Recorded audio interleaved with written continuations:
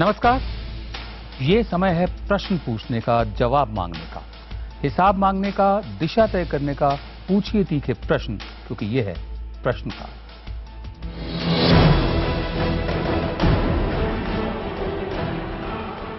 कहने के लिए बड़ी बड़ी बातें, लेकिन जब टिकट बंटवारे का वक्त आता है तो पैमाना होती है जीत, पैमाना होती है ताकत। न कांग्रेस न बीजेपी दागियों से परहेज नहीं। आदर्श घोटाले के बाद अशोक चव्हाण इस्तीफा लेने वाली कांग्रेस ने चव्हाण को नांदेड़ से थमाया टिकट। तर्क ये कि कोर्ट ने उन्हें चुनाव लड़ने से नहीं रोका। The decision of giving Ashok Chauhan a ticket has been taken by the CEC. Mr. Ashok Chauhan is not barred from contesting election by any law. BJP भी जीत के लिए कुछ भी करने को तैयार है। येदियुरप्पा से इस्तीफा लिया, लेकिन चुनाव आते ही येदियुरप्पा बेदाग हो गए। आरोपों से कुछ नहीं होगा। येदियुरप्पा जी कर्नाटक के जाने माने नेता है और वहां जीतने वाले एक सूची को हम जनता के सामने रख रहे हैं। हर पार्टी के अपने दागी हैं, हर पार्टी के अपने अपने तर्क। तर्कों की इस बेशर्मी में खोजिए लोकतंत्र। जॉर्ज बर्नार्ड शॉ ने अपने नाटक बैक टू मेथुसेला में कहा है कि an election is a moral horror, a mud bath for every soul concerned with it. चुनाव हमारी नैतिकता पर दहशत का हमला है। चुनाव से जुड़े सब लोगों के लिए ये एक कीचड़ स्नान है। आप खुद इर्द गिर्द का माहौल देखिए। इतने आरोप, इतने प्रत्यारोप, इतनी बेलगाम और बदतमीज जुबान। सिर्फ गाली निकालने की कसर रह गई है, गाली गलौज करने की कसर रह गई है। हो सकता है हमारे नेता वो भी कर दें। जिस चैनल पर निगाह डालो सिर्फ नेता और मीडिया कमेंटेटर दिखते हैं। बीच बीच में कोई समाजशास्त्री, कोई प्रोफेसर भी आ जाता है। 122 करोड़ लोगों के इस मुल्क में राजनीति के जानकार और ठेकेदार क्या सिर्फ नेता और मीडिया ही है? नहीं, ऐसे लाखों लोग हैं जिन्हें अपने देश का, ऐसे लाखों लोग जिन्हें हम the best and the brightest कह सकते हैं। ऐसे लोग जो अपने अपने कार्यक्षेत्र में महारत रखते हैं। लाखों डॉक्टर, इंजीनियर, वकील, कलाकार जिनकी आवाज चुनाव में नहीं सुनी जाती। इसलिए हमने आज फैसला किया कि हम नेताओं को नहीं बुलाएंगे आज के प्रोग्राम में। एक तो जो नेता पार्टियां भेजती हैं वो बड़े कद के नेता नहीं होते और 10 दफे टेलीविजन में आ गए तो उनके नखरे भी बढ़ जाते हैं। दूसरी वजह यह भी है कि जो हमारा आज का विषय है उसमें हमें किसी भी पार्टी के किसी भी नेता से सच की उम्मीद नहीं है। इसलिए हमने 4 ऐसे मेहमान बुलाए हैं जिनका राजनीति से सीधा संबंध नहीं है, लेकिन वो देश के हमदर्द हैं। हमारा विषय है बेशर्म पार्टियां, दागी उम्मीदवार। और उससे निकला हमारा सवाल है, क्या दागियों को टिकट देने वाली पार्टियों को जनता की परवाह नहीं है? सोशल मीडिया के साथ ही आप अपनी राय हमें एसएमएस के जरिए भी दे सकते हैं। टाइप करें VKPY या VKPN और मैसेज करें 51818 पर। हमारे साथ आज चर्चा में जुड़ेंगे सुधीर मिश्रा। लीक से हटकर बनाई गई अपनी फिल्मों के लिए 3 नेशनल अवार्ड जीत चुके हैं ये फिल्मकार। इनके नाना मध्य प्रदेश के मुख्यमंत्री रहे। श्रीमती इंदिरा गांधी के चाणक्य कहलाए जाते थे श्री DP मिश्रा। इनके मामा ने अटल बिहारी वाजपेयी की सरकार चलाई थी, श्री ब्रजेश मिश्रा। इन्होंने ना तो नाना के दिनों में यूथ कांग्रेस ज्वाइन की और ना ही मामा के दिनों में NDA सरकार से नजदीकी बढ़ाई। क्यों? क्योंकि ये सुधीर मिश्रा हैं। KC सिंह, हजारों में से कुछ ही लोग IAS और IFS के लिए चुने जाते हैं। आप उन कुछ लोगों में से एक हैं। आप सेक्रेटरी रह चुके हैं विदेश मंत्रालय के। और साथ ही हैं विकास सिंह, देश के मशहूर वकील। आप देश के एडिशनल सॉलिसिटर जनरल भी रह चुके हैं। इनके अलावा थोड़ी देर में हमारे साथ जुड़ेंगे डॉक्टर नरेश त्रेहन, पद्मश्री और पद्म भूषण से सम्मानित दुनिया के मशहूर हार्ट सर्जन। चर्चा शुरू करने से पहले प्रश्नकाल में लोगों के सवाल लेते हैं। चंडीगढ़ से डॉक्टर आंचल ने अपना सवाल पूछा है, सुनते हैं आंचल का सवाल क्या है। जी, वैसे तो ये करप्शन हटाना चाहते हैं, बट ये एज सच कुछ भी नहीं करते इसको, क्योंकि खुद ही ये टिकट देते हैं उन सब लीडर्स को जो करप्शन में नंबर 1 है। अगर सारे चोर खड़े होंगे तो किसको हम वोट करेंगे? जी, जब सारे ही चोर खड़े होंगे तो हम किसको वोट करेंगे? फेसबुक पर रोशन गर्ग ने लिखा है कि क्या पार्टियां अपने उम्मीदवार की सिर्फ क्षमता देखती हैं, चरित्र नहीं देखती? इसका जवाब सबसे पहले सुधीर मैं आपसे चाहूंगा। क्या सिर्फ जीतने की क्षमता जो होती है, वो जो विनेबिलिटी जिसे फैक्टर बोला जाता है, क्या सिर्फ वही देखती हैं, चरित्र नहीं देखती? अगर नहीं देखती तो क्यों नहीं देखती? नहीं देखती, इसलिए नहीं देखती क्योंकि मेरे ख्याल से किसी मुद्दे पे तो राजनीति हो नहीं रही है। ज्यादातर जितने राजनीतिक दल हैं वो तो उन आपस में उनमें सहमति है कि देश की आर्थिक स्थिति या जो सामाजिक जो तरीका है, तौर तरीका है चलाने का, वो आपस में तय ही है। एक तरह से आपस में लांछन लगाने के सिवाय या दूसरी वजह से वोट पाने के तरीके कास्ट बेस्ड या दूसरे किसी इक्वेशन के जरिए अपनी तरफ आकर्षित करना लोगों के अलावा कोई दूसरा तरीका रहा ही नहीं है। और तीसरा तरीका यह है कि एक दबंगियत के तरीके से या पैसे की ताकत से आप उन वोटों को आकर्षित करें, क्योंकि मेरे ख्याल से बोल तो और उसके अलावा कोई असली मुद्दे पे या जो जनता के सवाल हैं और जिस वजह से जनता इस स्थिति में है, और आज जो निराशाजनक जो उनका विचार है सियासतदान के बारे में, पॉलिटिशियंस के बारे में, वो तो मेरे ख्याल से पॉलिटिशियंस को पता है और एक बड़ी सिनिकल तरीके से वो वोट बैंक पॉलिटिक्स और सियासत को अप्रोच कर रहे हैं मेरे ख्याल से। जी, केसी सिंह, यूनिवर्सिटी के दिनों में मैंने एक किताब पढ़ी थी, हो सकता है आपने भी पढ़ी हो। फ्रांस फैनन की किताब है, उसका नाम है wretched of the earth, the wretched of the earth. उसमें एक एक्सप्रेशन का इस्तेमाल किया गया है, native elite manufactured by the European elite. जहां जहां पर कॉलोनाइजेशन हुई उसके बाद वहां के लोगों ने, जैसे इंग्लैंड वालों ने एक ऐसा इलीट बनाया, हमारे यहां भी manufactured by the European elite in its own image. आपको लगता है कि सन 47 के बाद से हमारे यहां किसी भी पार्टी से कोई भी हो, एक नया इलीट, एक नई रूलिंग क्लास खड़ी हुई है जिनमें आपस में मिली भगत है कि ठीक है, चुनाव के वक्त एक दूसरे के खिलाफ लड़ो लेकिन किसी और को मत आने दो, जनता को मिडिल क्लास तक भी मत पहुंचने दो? क्या आपको ऐसा लगता है?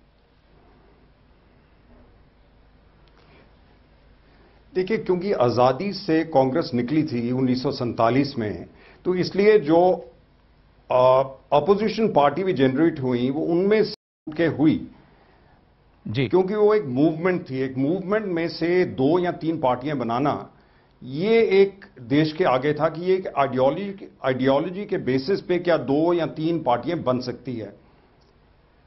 जी, फिर आपने देखा कांग्रेस खुद टूट गई, मिसेस गांधी के नीचे उसके 2 हिस्से हो गए।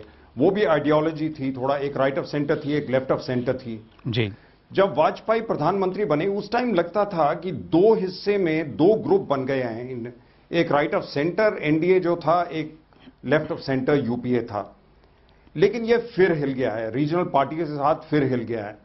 अब इंटरेस्टिंग चीज है कि इस इलेक्शन से पहले करप्शन एक बहुत बड़ा मुद्दा बना है। आज भी अगर आप देखें, जब प्रधानमंत्री सोनिया गांधी जी ये जवाब दे रहे थे, इन्होंने अपना इलेक्शन मैनिफेस्टो दिया, तो आखिरी सवाल यही था, एक इन्फ्लेशन पे था, दूसरा करप्शन पे था कि आपने क्यों नहीं इसको रोका। जी, आम आदमी पार्टी की जो दिल्ली में जीत हुई उससे कुछ उम्मीद हुई थी, शायद लोग इंतजार कर रहे हैं कोई ऐसी नई ऑप्शन आए जिसको वो ले लें। लेकिन आम आदमी पार्टी ने भी दिल्ली में भारती वाला ड्रामा, दूसरा ड्रामा, वो भी कहीं अपना रास्ता जो उन्होंने इख्तियार किया था उससे इधर उधर हो गए। जी, मैं तो इसलिए लगता यह था कि शायद बीजेपी क्योंकि आगे थे, इस बार अपना कैंडिडेट, एक मिनट, इस बार अपने कैंडिडेट कोई ऐसा नहीं लाएंगे जिस पे कोई ऐसा चिन्ह लगे। लेकिन वो भी आगे होने के बावजूद, येदियुरप्पा दूसरा तीसरा, उन्होंने देखा भी ये भी आगे बढ़ने के बावजूद फिर पुरानी आदत पे आ गए हैं जी, और कांग्रेस चिंता में आके भी पुरानी आदत में आ गई। जी, जी केसी, तो इसलिए जो इस समय लोगों के आगे फिर वही चीज पेश हो रही है, जबकि करप्शन के मुद्दे करके इस बार लगता है कि जो पार्टी करप्शन फ्री लोग लेके आएगी, लोग हो सकता था उनके लिए वोटें डालें। जी केसी, मैं एक किस्सा मुझे याद आ रहा है कि एक दफे बादशाह शाहजहां ने, जब शाहजहां का राज था भारत पर, उन्होंने अपनी ख्वाहिश जाहिर की कि मैं कुंभ का मेला देखना चाहता हूं। तो इलाहाबाद में उनके लिए एक बहुत बड़ी छावनी उनकी लगी, उस बहुत बड़ा एक मंच बनाया गया, मंच पर बैठे, नागा साधुओं का स्नान था, जैसे अभी भी होता है कुंभ में, तब भी 2 गुट भिड़ गए आपस में नागा साधुओं के। तो उनके जितने भी सिपहसालार और दरबार के जो ऊंचे ओहदे वाले थे, उन्होंने कहा कि हम फौज को भेजें क्या, ये लोग आपस में मारकाट कर रहे हैं। शाहजहां का कहना था नहीं, ये इनके दीन का, इनके मजहब का अंदरूनी मामला है, तुम मुसव्विर बुलाओ, मुसव्विर माने पेंटर, चित्रकार, कि ये जो हो रहा है इसकी वो तस्वीरें बनाए, हम अपने रिकॉर्ड में इसको रखेंगे। धर्म में दखल मत दो, यही बात अंग्रेजों ने की कि लाइफस्टाइल जो है हिंदुस्तानी का उसमें दखल मत दो, वो आलसी है। वही बात हमें लगता है कि सन 47 के बाद, विकास में आप पर आ रहा हूं, सन 47 के बाद वही बात हमारे जो हुक्मरान रहे हैं उन्होंने की है कि जो आम भारतीय है, जो गांव में रहता है, उसकी जो जिंदगी है, उसकी जो रिदम है जिंदगी की, उसको मत छेड़ो, उसको इतनी तालीम मत दो कि वो मिडिल क्लास बन जाए। विकास, आप क्या कहेंगे? देखिए विनोद, थोड़ा मेरा इसमें एक अलग सोच है जी। मेरा ये कहना है कि अगर आप देखिए जो इलेक्शंस 70 के दौरान या 80 के दौरान बूथ कैप्चरिंग का एक दौरान चला इस देश में, और बूथ कैप्चरिंग के लिए नेताओं को क्रिमिनल्स का सहयोग लेना पड़ा। क्रिमिनल के द्वारा ही बूथ कैप्चरिंग करते थे और वो वोट उसके बहाने। अच्छा, उस समय मीडिया उतना था नहीं, जो बातें सारी बात सामने नहीं आ पाती थी, लोगों को पता नहीं चलता था किस तरह से बूथ कैप्चरिंग हो रहा है। उसी दौरान जब वो क्रिमिनल देखा कि जब मैं नेता को इलेक्ट कर सकता हूं तो मैं खुद क्यों न इलेक्ट हो जाऊं, जी, क्रिमिनलाइजेशन ऑफ पॉलिटिक्स उसी 70-80 के दौरान से स्टार्ट हुआ जी। और धीरे धीरे क्रिमिनल्स जो है वो बड़े इंट्रेंच्ड हो गए, वो एकदम पॉलिटिक्स में इतना घुस गए कि वो फिर लोगों के साथ बैठना, लोगों के प्रॉब्लम को सॉल्व करने की कोशिश करना या दिखावा देना कि हम उनके प्रॉब्लम सॉल्व करते हैं, तो उनका एक विनेबिलिटी फैक्टर भी बन गया जी। फिर आया दौरान सेशन का, उसके बाद केजे राव का। उस दौरान में फिर ये बूथ कैप्चरिंग वगैरह धीरे धीरे कम होने लगा और आज के दिन में मीडिया इतना फैल गया है कि बूथ कैप्चरिंग तो बिल्कुल ही नहीं हो सकता। जी, इसलिए जी, आज के दिन में किसी पॉलिटिकल पार्टी को विनेबिलिटी सोच करके देना मेरे हिसाब से तो उन्होंने बहुत ही अपना सेल्फ डिस्ट्रक्टिव काम किया है। जी, जी, आज जी। अगर अन्ना हजारे ने जो आंदोलन चलाया, अगर वो सबसे पहला मांग ये करते कि भाई कोई भी पॉलिटिकल पार्टी ये निर्णय ले कि हम कोई भी दागी नेता को टिकट नहीं देंगे, अगर सारे पॉलिटिकल पार्टी इस तरह का कोई एक संयम उठाए कि हम किसी को नहीं देंगे, तो अपने आप पॉलिटिक्स का स्तर बढ़ जाएगा। जी विकास, मैं आगे बढ़ता हूं। वो अनफॉर्चुनेटली कोई उस मुहियान को लेने को तैयार नहीं है कि हाँ इस तरह से नतीजा ये है कि विनेबिलिटी फैक्टर अभी भी जहां लोग देखते हैं कि हाँ कास्ट के बेसिस में येदुरप्पा कुछ लिंगायत को ला सकते हैं या पासवान पासवान को ला सकते हैं, तो बीजेपी अभी भी ये सब सोच करके विनेबिलिटी फैक्टर अभी भी ले रहा है। जी जी विकास, हम आगे बढ़ते हैं। केजरीवाल का जो अभियान चला, हम आगे बढ़ते हैं। सीधी सादी बात है कि क्या करे, मजबूरी है, दागी प्रत्याशी, टेंटेड कैंडिडेट जरूरी है। क्या करें, मजबूरी है, दागी प्रत्याशी जरूरी है। छत्तीसगढ़ के अंबिकापुर से जितेंद्र तिवारी फोन पर अपना सवाल पूछना चाहते हैं। हाँ जी जितेंद्र, अपना सवाल पूछिए। बीजेपी ये कहती है कि कांग्रेस भ्रष्ट है, और वही बीजेपी जो है उन्हीं भ्रष्ट कांग्रेस के साथियों को अपने बीजेपी से टिकट देकर उनको उम्मीदवार के रूप में उतार रही है। पार्टियां बदल जाते हैं, उम्मीदवार वही रहते हैं, तो हम बीजेपी को वोट क्यों करें? जी, हम बीजेपी को वोट क्यों करें, पार्टियां बदल जाती हैं, उम्मीदवार वही रहते हैं, ये उनका सवाल था जितेंद्र तिवारी का। उत्तर प्रदेश के गोरखपुर में पढ़ाई कर रहे संदीप सिंह फोन पर अपना सवाल पूछना चाहते हैं। संदीप, अपना सवाल पूछिए। जितनी भी नेशनल पार्टियां हैं, इलेक्शन से पहले सारे कहते हैं कि हम जितने भी दागी मंत्री हैं, चाहे जो भी विधायक हमारे पहले से जो दागी हो चुके हैं, उनको हम टिकट नहीं देंगे। लेकिन जब इलेक्शन का समय आता है तो बार बार वो उन्हीं पे दाव लगाते हैं और बाद में हवाला देते हैं कि इनके ऊपर तो केस चल रहा है, जबकि नैतिकता का भी एक आधार बनना चाहिए। जी, हमारे साथ डॉक्टर नरेश त्रेहन भी जुड़ चुके हैं। डॉक्टर त्रेहन, मैं जानना चाहता हूं, जो जनता सवाल बार बार पूछ रही है कि क्या दागी उम्मीदवार, टेंटेड कैंडिडेट्स क्या जरूरी है पार्टियों के लिए? वो जब पार्टी बदलते हैं तो दूसरी पार्टी उनको टिकट दे देती है। कांग्रेस के दागी बीजेपी में जाते हैं, बीजेपी उनको टिकट दे देती है, कांग्रेस अपने ही दागियों को भी टिकट दे देती है। क्या दागी जरूरी हैं, और अगर वो पार्टी बदलते हैं तो उस पार्टी को वोट क्यों दिया जाए?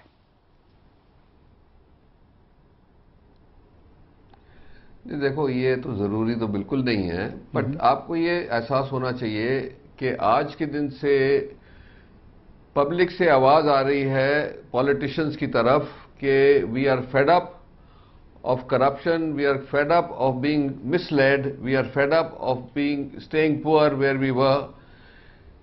तो एक जैसे स्टूडेंट उस दिन मैंने देखा, एक इंटरव्यू दे रहा था और उसने बोला कि देखिए भाई साहब, आपने जो पॉलिटिशियंस ने हवा चोरी कर ली 2G स्कैम के साथ, धरती चोरी कर ली CWG स्कैम के साथ, और धरती के बीच के अंदर से निकाल के वो कोयला स्कैम और माइनिंग स्कैम से सब कुछ हिंदुस्तान में लुट गया है।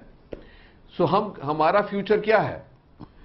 सो अगर जो ये आवाज बिल्कुल क्लियर नहीं आ रही पॉलिटिकल पार्टीज को, तो उनको इस आने वाली इलेक्शन में बिल्कुल जाहिर हो जाएगा कि लोगों की क्या फीलिंग है, आज क्या जागृति आई है, कितना वो फेड अप है करप्शन से, और क्या नतीजा होगा।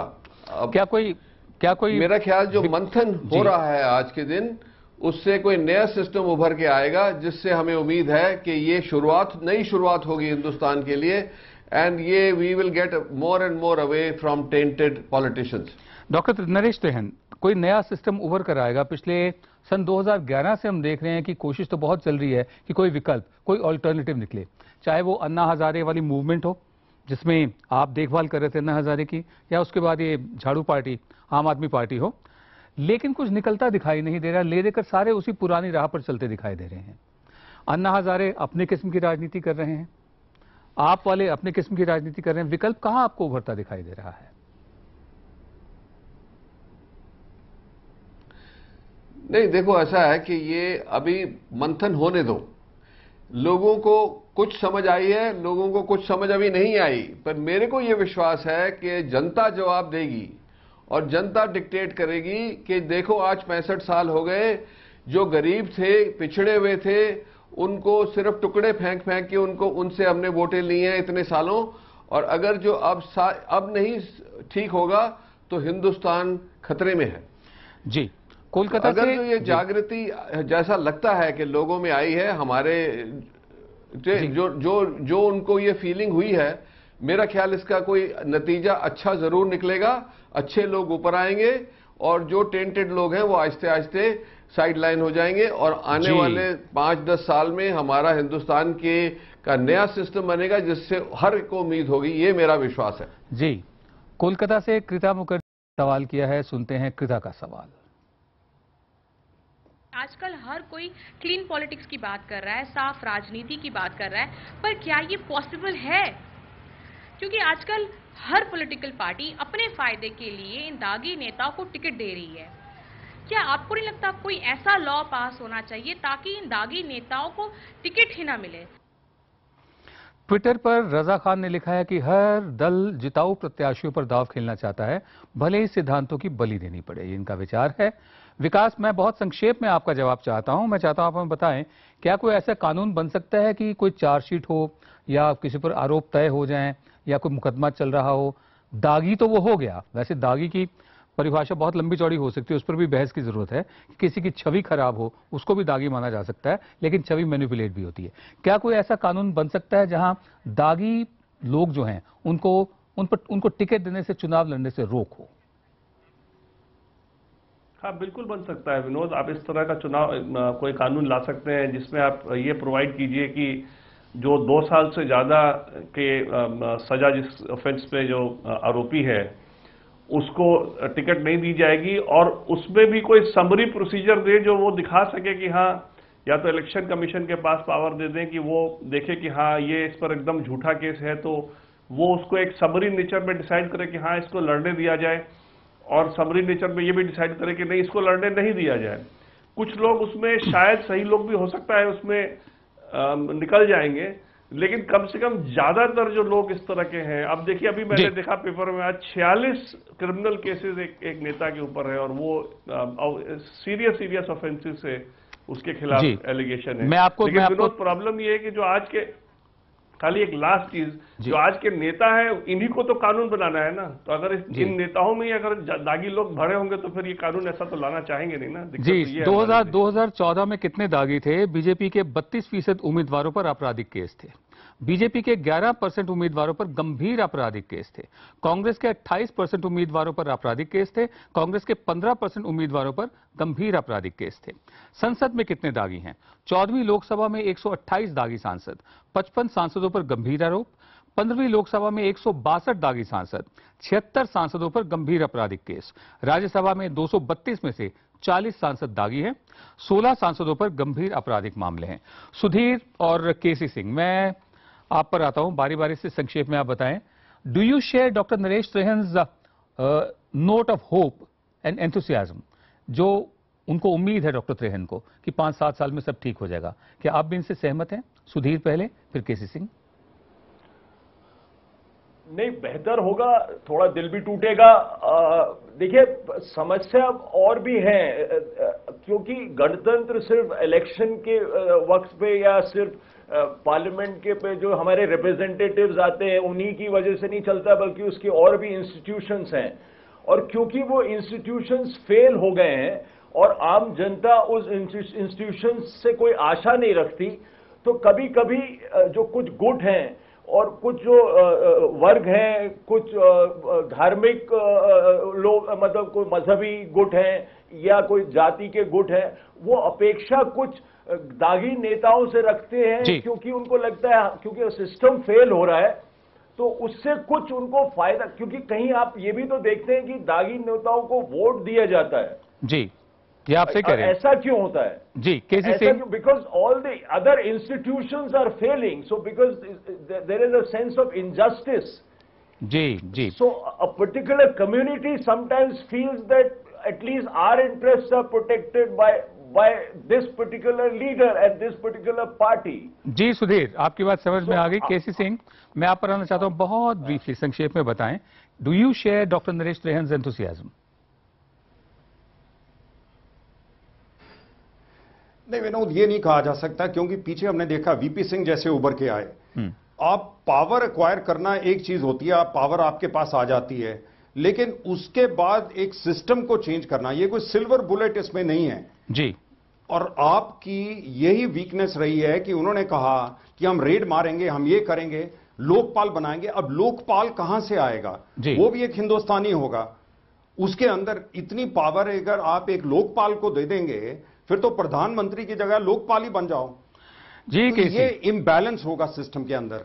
इसमें सिस्टेमिक चेंज करने के लिए समय लगेगा, कोशिश करनी पड़ेगी, आगे बढ़ के फिर थोड़ा पीछे गिरे, क्योंकि जब तक एक ऐसा लीडर नहीं आएगा जो एक सिस्टेमिक चेंज करे और अपनी अगर उसका कुछ पॉलिटिकल नुकसान होता है उसके बावजूद करे, तब तक इसमें परमानेंट चेंज नहीं आएगी। जी, मैं इतना बता दूं कि महात्मा गांधी के बाद से इस मुल्क में कोई मौलिक राजनीतिक चिंतन, कोई ओरिजिनल पॉलिटिकल थिंकिंग हुई नहीं है। एक वजह यह भी है। हम आगे बढ़ते हैं। अहमदाबाद से प्रोफेसर अशोक निबनानी ने फोन किया है, वो अपनी बात कहना चाहते हैं। जी अशोक, कहिए, आपको क्या कहना है? जिनके ऊपर खुद आपराधिक मामले हैं महिलाओं के खिलाफ, ये पार्टियां तो उनको भी टिकट दे रही हैं। क्या भरोसा है कि ये लोग आगे चलकर हमारे देश की महिलाओं की सुरक्षा जो सबसे बड़ा मुद्दा है उसके बारे में काम करेंगे? जी, हमारी वेबसाइट IBNखबर.com पर वंदना भास्कर ने लिखा है कि कांग्रेस येदियुरप्पा पर सवाल उठाती है तो बीजेपी अशोक चौहान पर, यानी दोनों एक जैसे हैं। डॉक्टर त्रेहन, मैं जानना चाहता हूं कि आपका एंथुसियाज्म, आपका जो उम्मीद है, हम आमीन कह सकते हैं कि जो आप कह रहे हैं वो सही निकले, लेकिन जो मौजूदा हालात हैं, जैसे इन्होंने भी सवाल उठाया कि महिलाएं तक सुरक्षित नहीं है, ऐसे में हम क्या उम्मीद करें? देखो, ऐसा है कि आपको एक समझना है कि जो पॉलिटिकल पार्टीज ये गलती कर रही हैं कि टेंटेड नेताओं को टिकट्स दे रही हैं और पब्लिक मुंह तोड़ के जवाब देगी, उनको रिजेक्ट कर देगी, तो पॉलिटिकल पार्टी भी सीख जाएगी कि अगली बार ये रिस्क नहीं लेना है, चाहे कोई भी कितना भी प्रेशर हो।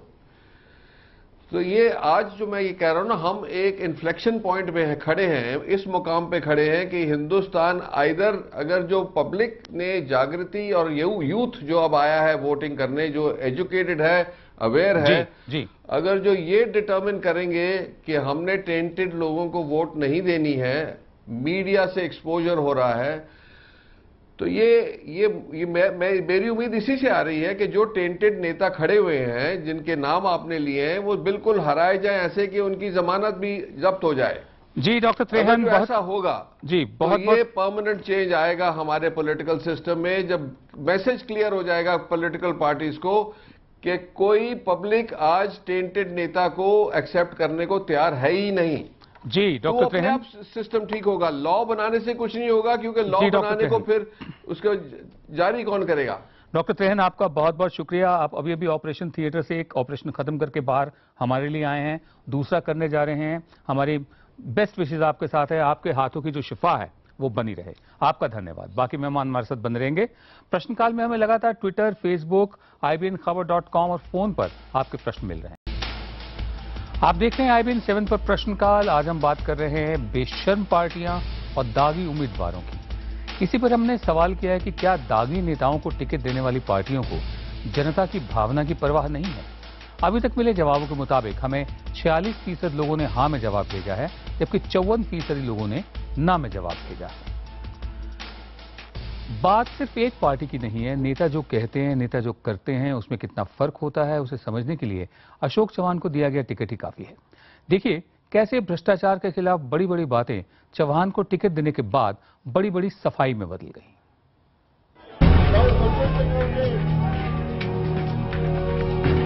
मुझे लगा था कि ऑपोजिशन के लोग हैं वो बिल्स को सपोर्ट करेंगे और हिंदुस्तान को भ्रष्टाचार के खिलाफ मजबूत औजार मिलेगा।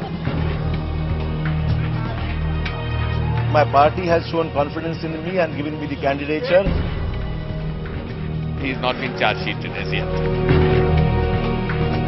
कोई भी कोर्ट या कानून या इलेक्शन कमीशन बाध्य नहीं करती कि अशोक चव्हाण जी चुनाव नहीं लड़ सकते। पंजाब के बठिंडा से टीचर दिनेश कुमार ने अपना सवाल पूछा है। देखते हैं दिनेश का सवाल क्या है। हमने जो संविधान बनाया वो सभी दूसरे देशों से लेकर बनाया। क्या हमने उस देशों की राजनीति को, साफ सुथरी जो राजनीति है, उसको अपनाया? पंजाब के गोविंदगढ़ से गुरदेव सिंह ने अपना सवाल पूछा है। सुनते हैं गुरदेव सिंह का सवाल। मैं आम सब पार्टियों से ये पूछना चाहता हूं कि ये जितने भी करप्शन करने वाले लीडर हैं उनको ही टिकट क्यों देते हैं, और करप्शन बढ़ाने के लिए देते हैं या उसको कम करने के लिए देते हैं? सुधीर, मैं आप पर आता हूं, फिर केसी आप पर, विकास आप पर।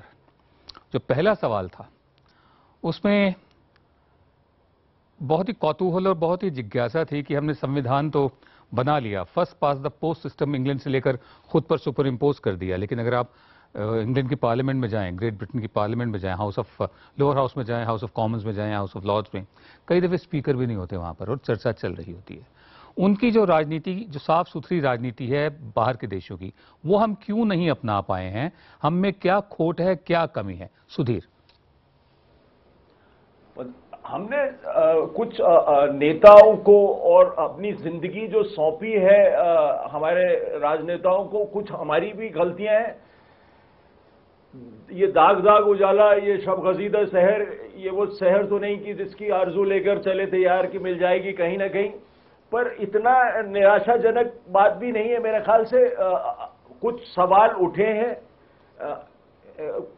एक डेमोक्रेसी भी एक आदत है जी, सवाल पूछना भी एक आदत है, वो मेरे ख्याल से आई है जागरूकता। आज मेरे ख्याल से जो भी पॉलिटिशियन है जो औरतों की सुरक्षा, उनकी बराबरी, शिक्षा, दलित विषयों पे जो हमारी समाज में असामान्यता है, ये एक बात उठ चुकी है, बात निकली है, अब वो दूर तक जाएगी जरूर। और आज ठीक नहीं होगा तो कुछ बेहतरी की तरफ जरूर जा रही है। उसके लिए मेरे ख्याल से हमें सवाल पूछने को राजी होना चाहिए, और मेरे ख्याल से फिर से वो हिंदुस्तान की रीढ़ की हड्डी थोड़ी सी ठीक हो रही है। जी जी जी सुधीर, तो हम आज आंखों में आग डाल के सवाल तो पूछना शुरू किया है। जी जी, और जब आप सवाल पूछेंगे तो नेताओं को जवाब देना पड़ेगा। जी, केसी सिंह, मैं इसी बात पर आता हूं। सुधीर की बात का लब्बलुबाब ये है कि वो सुबह कभी तो आएगी, बहुत सालों से हम सुनते आ रहे हैं और हम उम्मीद करते हैं कि आए वो सुबह। जो बड़ी बात निकलकर सामने आ रही, जो मैंने शुरू में भी कही थी, कि जो नेता माने रखते हैं, जिनके पास अपनी पार्टियों में इफेक्टिव पावर है या सरकार में पावर है, वो जो सवालों के जवाब देने नहीं आते, प्रवक्ताओं को भेजते हैं जिनके पास कोई पावर नहीं है।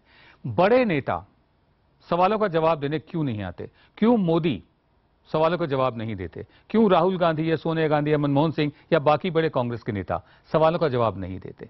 ऐसा क्यों है? किसी तीन चीजें जल्दी से। पहली बात तो वो संविधान की बात हुई थी। अमेरिका में या इंग्लैंड में 500 साल लगे उनको इवॉल्व करते, अमेरिका को भी 150 साल लगे। तो हमें एकदम 1947 में जो संविधान मिल गया वो देश से बहुत आगे था। तो हम अब देश आस्ता आस्ता उस संविधान, तभी डायरेक्टिव प्रिंसिपल्स हैं जो कॉन्स्टिट्यूशन के, वो स्टेटमेंट ऑफ इंटेंट है। वो कहते हैं यहां हमने जाना है, तो उस तरफ हम जा रहे हैं। तो इसलिए ये हमें चिंता नहीं इसकी करनी चाहिए। समय लगता है, हर एक देश को समय लगता है। हम एकदम अमेरिका नहीं बन सकते, और अमेरिका में भी आजकल करप्शन है। मेयर थे शिकागो के, दूसरे थे, अभी तक करप्शन है। लेकिन हाँ, वो ये जरूर है कि इस हद तक नहीं है। जी कैसी ना। दूसरी बात है कि लोगों में बहुत ज्यादा इस बात की चिंता है, करप्शन का इशू आगे आ गया है। इलेक्शन होगी, हमें देखना चाहिए कि उन लीडरों को लोग रिजेक्ट करते हैं। हो सकता है सारों को ना करें, अगर कुछ उनमें से लीडर हार जाते हैं तो ये चौकन्ना होगी पार्टियां कि हमें आगे को ये काम नहीं करना चाहिए। और तीसरा है कि आजकल सोशल मीडिया का और टेलीविजन का बहुत ज्यादा असर है। तो इसलिए पार्टियों को ये सोचकर आगे चलना होगा कि उनको जो पब्लिक ओपिनियन उसको आप इग्नोर नहीं कर सकते। जी, उसको इग्नोर नहीं किया जा सकता। दिल्ली से छात्र हैं भवतोष भास्कर, फोन पर अपनी बात कहना चाहते हैं। भवतोष, कहिए क्या कहना चाहते हैं आप? दागी उम्मीदवार के लिए सिर्फ पार्टी ही जिम्मेवार नहीं है, हम आम लोग भी जिम्मेवार हैं। यदि पार्टी किसी दागी उम्मीदवार को चुनते हैं तो हम आम जनता उन्हें अपने वोट के द्वारा रिजेक्ट कर सकते हैं ताकि वो निर्वाचित नहीं हो सके उम्मीदवार। जी विकास, मैं आप पर आ रहा हूं। नेता लोग जो होते हैं वो सिर्फ काम ही नहीं करवाते, मार्गदर्शन भी करते हैं। सुधीर ने एक बात कही थी कुछ देर पहले कि जहां इंस्टीट्यूशंस फेल हो रहे हों वहां लोगों की उम्मीद अपने इलाके के नेता पर टिकी रहती है कि सिस्टम तो काम करते नहीं, ये हमारा काम करवा देगा। लेकिन नेताओं का काम सिर्फ काम करवाना नहीं है। He is not only A facilitator, मार्गदर्शन करना, अगुवाई करना भी उनका काम होता है। क्या दागी उम्मीदवार जो हैं उनके बस का है मार्गदर्शन करना? मेरे हिसाब से तो बिल्कुल भी नहीं है। दागी उम्मीदवार जो आते हैं उनका तो अपना सेल्फ सर्विंग इंटेंशन होता है। वो उनका ये पर्पस होता है कि इन 5 सालों में कैसे हम इतना अपने इकट्ठा कर लें कि मेरे फिर आगे की जिंदगी बिल्कुल ठीक हो जाए। दागी उम्मीदवार इस देश में मेरे हिसाब से स्टार्ट इसलिए हुए क्योंकि अनपढ़ हमारे देश में लोग बहुत हैं और सरकार ने साक्षरता को अच्छी तरह से बढ़ाया नहीं इंडिपेंडेंस के इतने सालों में भी। लेकिन अब जो नया दौर आया है, और उसमें मैं क्रेडिट दूंगा केजरीवाल को और अन्ना हजारे को, कि इन लोगों ने आम आदमी पे एक जागरूकता बहुत अच्छी तरह से बढ़ाई है। भले केजरीवाल खुद परफॉर्म ना कर पाए, केजरीवाल भले एम्बिशियस है इसलिए वो आगे ना कुछ कर पाए आगे इस देश के लिए, लेकिन डेफिनेटली उन्होंने एक टेम्पो सेटअप कर दिया है। एक लोगों में एक एहसास है कि हाँ कि अब दागी नेता को हम लोग को हटाना है। और थोड़ी बात अगर आप चयन देखिएगा सीट सिलेक्शन में भी, तो थोड़ी बहुत कम दागी नेता को दिए गए मेरे हिसाब से। जी विकास, आपकी बात समझ में आ गया में कम दिए गए। मतलब हवा चल पड़ी है, बयार चल पड़ी है। एक देखते हैं कितना वक्त लेती है, लेकिन बयार हवा जरूर चल पड़ी है। विकास सिंह आपका धन्यवाद, केसी सिंह आपका भी धन्यवाद, सुधीर मिश्रा आपका भी धन्यवाद यहां आने के लिए कार्यक्रम में। प्रश्नकाल में हम आपके सवाल उठाते रहेंगे, प्रश्नकाल जारी रहेगा।